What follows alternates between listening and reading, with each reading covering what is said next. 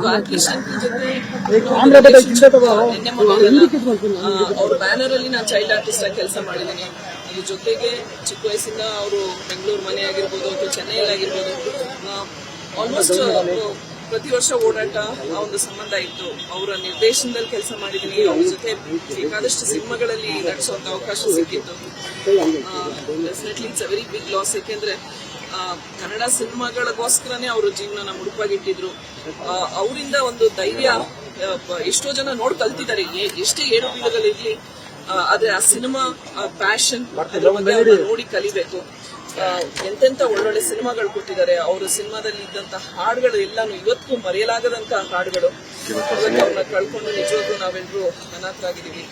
ಈ ತರ ಹಿರಿಯರು ಒಬ್ಬೊಬ್ಬರು ಹೋಗ್ತಾ ಇದ್ದಾರೆ. ನಮ್ಮ ಮುಂದೆ ನಮ್ಗೆ ಮಾರ್ಗದರ್ಶನ ನೀಡೋರಾಗ್ಲಿ ಅಥವಾ ಹೀಗಿರ್ಬೇಕು ಈ ಒಂದು ಎಕ್ಸಾಂಪ್ಲರಿ ವ್ಯಕ್ತಿನೇ ಇವತ್ತು ನಮ್ಮ ಜೊತೆಗಿಲ್ಲ. It's very unfortunate. News first ನಿರ್ಭೀತಿಯಿಂದ ನಿಮ್ಮ ಪರವಾಗಿ.